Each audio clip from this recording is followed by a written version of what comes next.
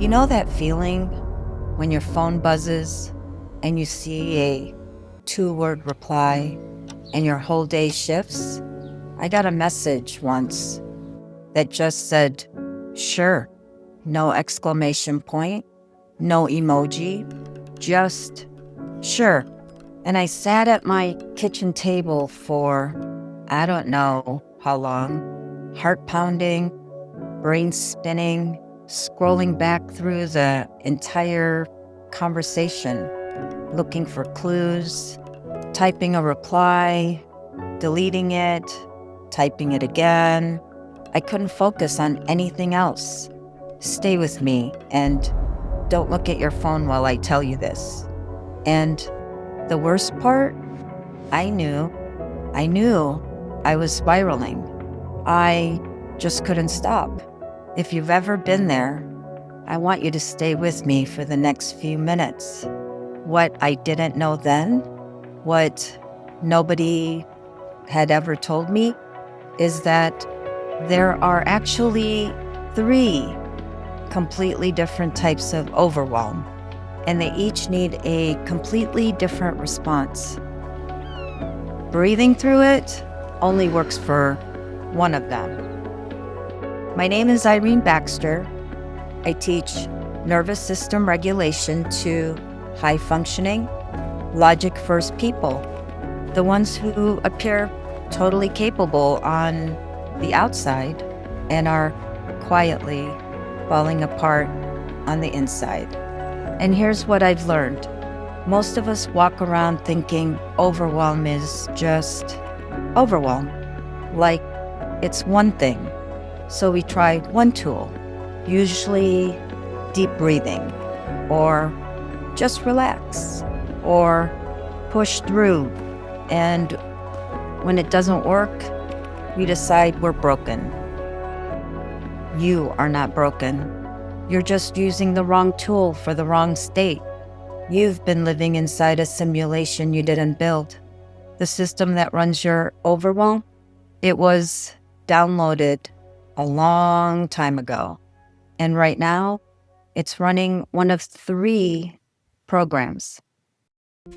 Naming which one is the first red pill. So let me walk you through the 3 types. Because once you can name which one you're in, everything changes. This is the one most people recognize. You've got a presentation due, the project is behind, or there's a flight in 3 hours and you still haven't packed. Your system is online, activated, mobilized. Heart rate is up, thoughts are fast. You feel the urgency in your chest, maybe your shoulders. There's a kind of electric quality to it, like everything is loud and sharp and close. This is your sympathetic nervous system doing exactly what it's designated to do. It's not broken. It's preparing you to move. Here's the thing about deadline overwhelm. The reset actually works here because your system is activated. You just need to interrupt the loop and redirect the energy. The 90-second reset, a quick walk, a shakeout. These tools work because there's something to interrupt. You're dysregulated, but you're online. That's important. The second type is sneakier. I call it dread overwhelm.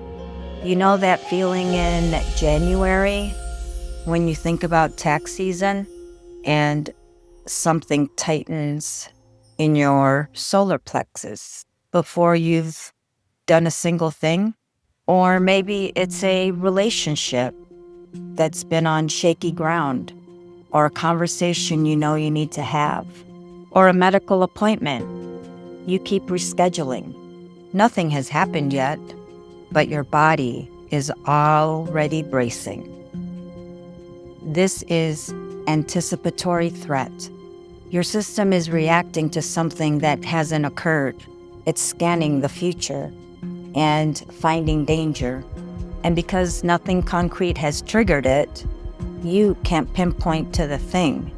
It just lives there, this low hum of tension under the surface of your day. Sometimes it hides as productivity, making lists, researching, planning, looking busy. But if your body is bracing, you're not getting ahead. You're just overthinking from a contracted solar plexus. This one is often unconscious. It can be seasonal. You might not even connect it to a specific source. You just feel heavy, tight, vaguely off. The tool for dread overwhelm is not the 90-second reset. It's a solar plexus practice, which I'll do a full episode on because the tension is living in a specific part of your body, and breath alone doesn't reach it. The solar plexus is what Dr. Sue Morter calls the grand central station of the biofield. In Logic First People, it's chronically contracted. It's not a metaphor, it's a physical pattern, and softening it is the entry point. The third type is the one nobody talks about, and it's the one that scared me the most when I first recognized it in myself. I call it Shutdown Overwhelm. This is when you didn't want to do anything.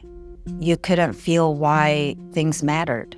You'd look at your to-do list and feel nothing, not stressed, just flat, like someone dimmed the lights on your life. If you've ever cried and couldn't feel the tears, that's shutdown. If you've ever laughed and heard it come from somewhere far away, that's shutdown too. Maybe you kept starting things and stopping them. Maybe you were fine on the outside, but totally absent on the inside. Maybe you'd been fine for so long that fine stopped feeling like anything. This is your dorsal vagal system, the oldest part of your nervous system, putting the brakes on, hard. Morpheus said, "Unfortunately, no one can be told what the matrix is. You'll have to see it for yourself." Same with shutdown. I can describe it, but you won't know it until you feel your own system dim the lights. It's not laziness. It's not depression, though it can look like it. It's your nervous system going into a protective freeze because it has been overwhelmed for so long that the only option left was to shut down. And here's what I really need you to hear. Breathing doesn't work here. When you're in dorsal shutdown, your system doesn't have the capacity to respond to a breathing practice. Asking it to breathe deeply and feel better is like asking someone who's been awake for 3 days to just focus harder. The resource isn't there. What works in shutdown is completely different. Sensory input, cold water on your wrist, ice in your hands. Micro movements, not exercise, not a workout, just moving your toes, your jaw, your pelvis. Humming, audible sighing, radical acceptance of where you are before you ask anything of yourself. That's a whole protocol, and I'll walk you through it in a separate video. But for now, knowing the name is half the work. That afternoon at my kitchen table, staring at, sure, I know now what was happening. I was in deadline overwhelm over a perceived threat. The message had no tone, and my nervous system filled the gap with danger. I was in deadline overwhelm over a perceived threat. I didn't need to analyze the text or send a long, anxious reply asking if everything was okay. I needed to interrupt the spiral before it became behavior. So I stood up. I shook out my hands. I gave my system 90 seconds to come back online before I did anything. And most of the time, the short text didn't mean anything. My relationships got less stressful. My phone stopped being my enemy. Not because I become less sensitive, but because I learned which type of overwhelm I was in, and I used the right tool. So, which one resonates with you? The urgency and electricity of deadline overwhelm? The quiet, chronic tension of dread? Or the flat, disconnected, nothing of shutdown? Most of us cycle through all three, and a lot of us are in more than one at a time. You can take the red pill and see how deep it goes, or keep mistaking the system for who you are. The pattern doesn't change until you see them clearly.